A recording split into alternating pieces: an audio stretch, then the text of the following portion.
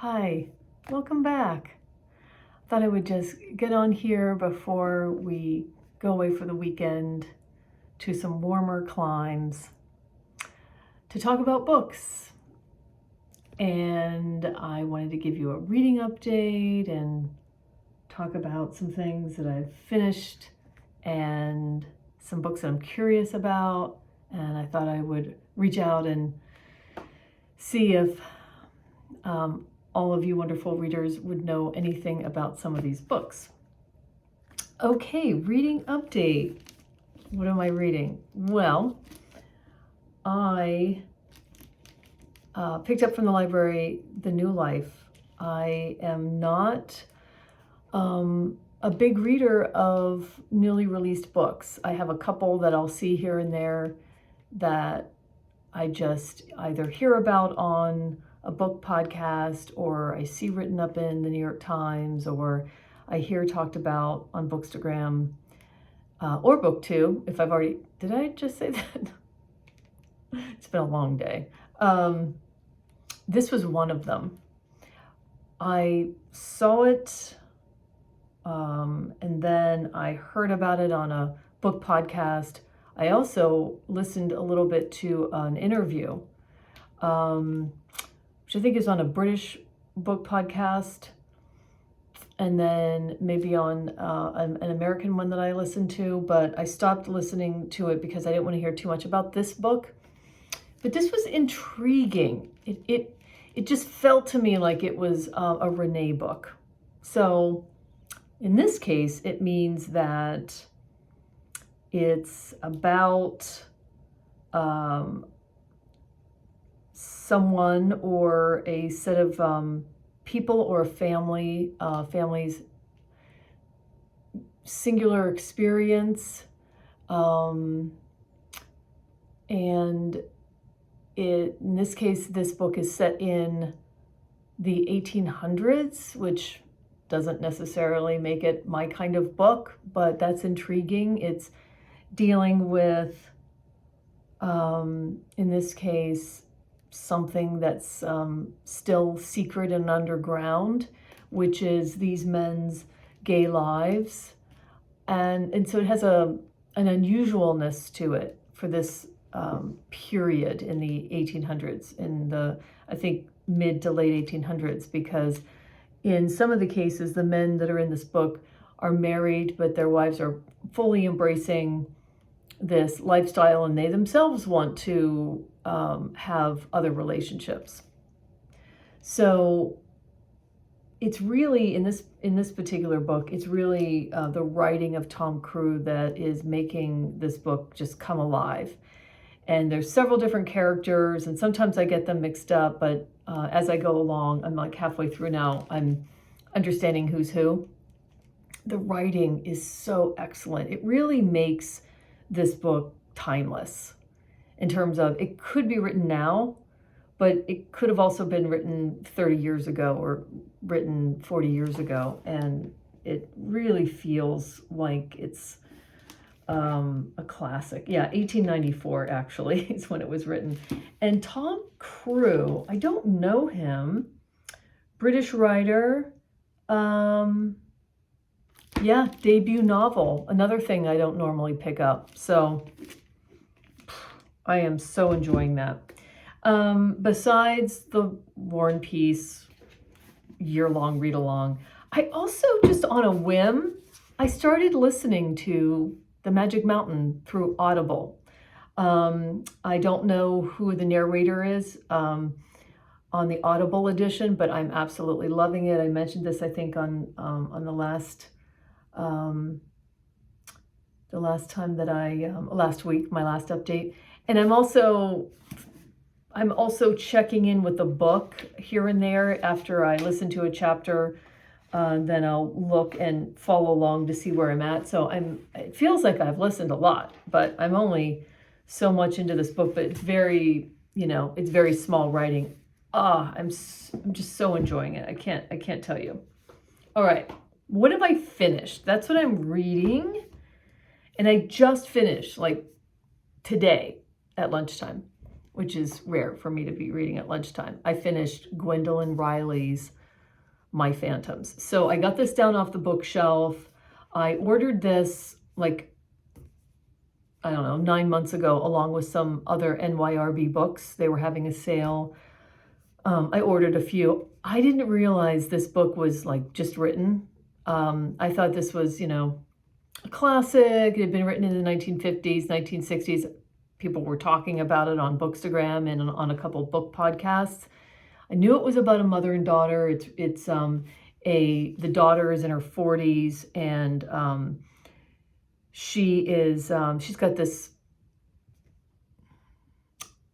difficult relationship with her mother, but we don't really get to see why it's difficult. It almost feels to me like the protagonist, Bridget, is making it difficult, but she doesn't want you to think that. She wants you to think that her mother is the most strange and difficult person to get along with, and she's not, she doesn't have a real relationship with her.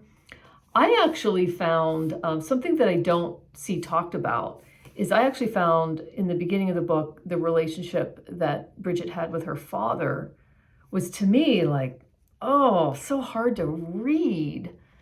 I won't say anything more about that, but so then, you know, I found it difficult that Bridget had such a difficult relationship with her mother. I mean, is her mother quirky, and does her mother clearly have issues with showing affection and really being interested?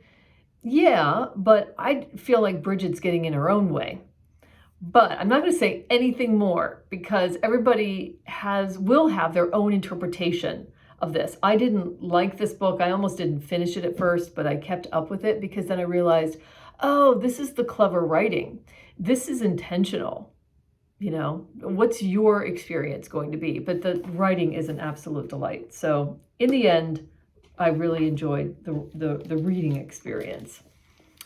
I also finished this book, which I heard about on the Booktuber podcast, called My Autobiography of Carson McCullers, which of course doesn't make sense. And it's about an archive intern who is going through her own identity struggles. And Carson McCullers, I guess there's question about or conversation around, was she a lesbian? Did she have a partner? Did she have a female partner? And this was, I don't know how many years ago she was doing the research in Carson McCullers' papers, and she found letters between Carson and a woman named Anne Marie. And that's all on the flap. But as she's going through the journey of her research, she's also going through the journey of her own self and identity. So that was interesting. Yeah, I have never read a Carson McCullers book yet.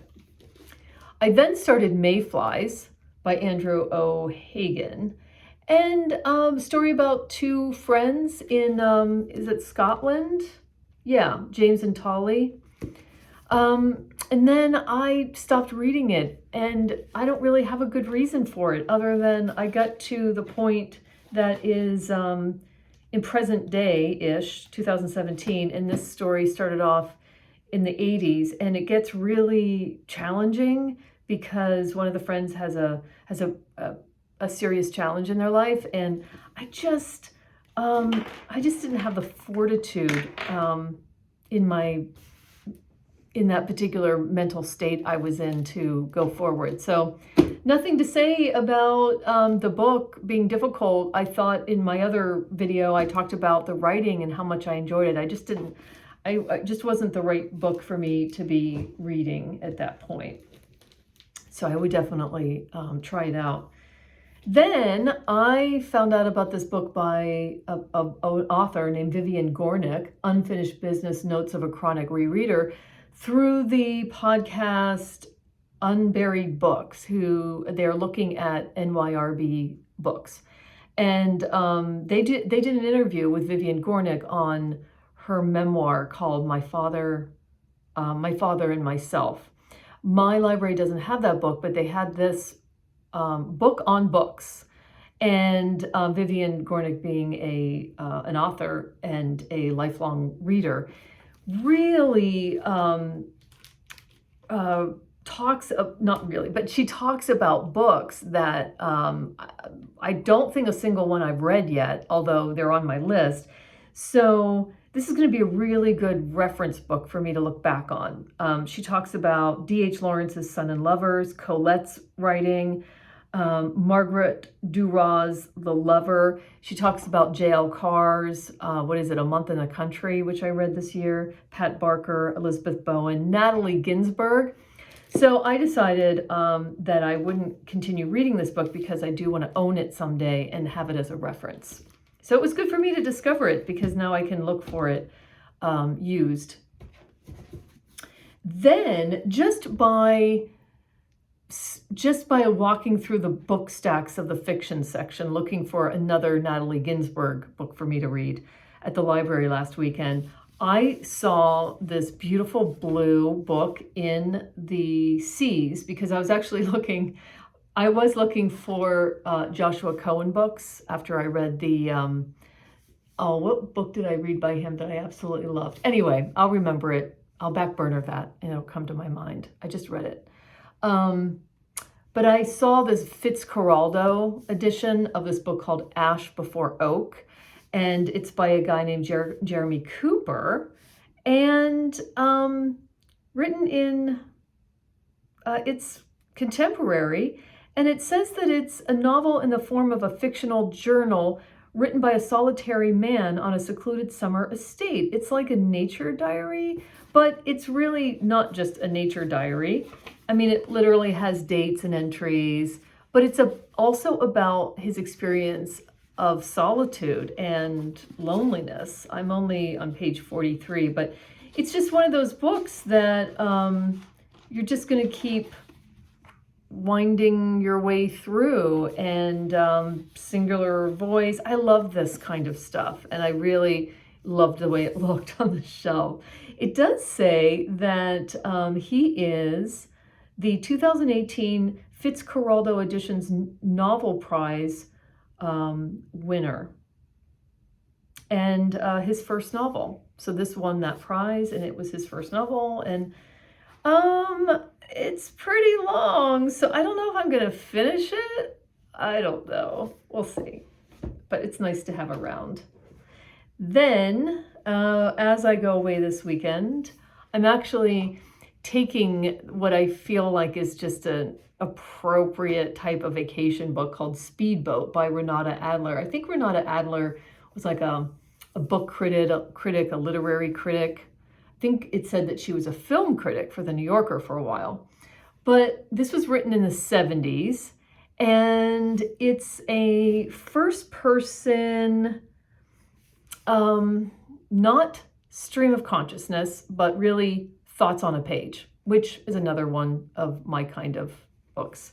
It says in this writing that's very hard to read that the protagonist is, oh my gosh, can I find it now? Jenn Fain, a journalist in New York City. And it was this unique, singular voice, an unconventional way of writing a novel. And that's all I know about it. So I've seen this a little bit. Who said they were reading Speedboat? I feel like it was a booktuber that I follow. So I'm not sure who it was, but it's nice and thin, probably nice and light. The writing's really small though. So we'll see. I will give you an update on that. Do I have anything else to talk about? This is a shorter update. I don't know whether I'll make it to the library before this long weekend trip. So I have a couple books on hold. I can't wait to talk about them with you. I did want to know if anyone's read Speedboat, and not to give away any spoilers, or although I don't think this is a spoiler kind of book. I'm just interested to see if anyone has read Speedboat, and then if anybody in the world out there has ever come across this little book, but thick. And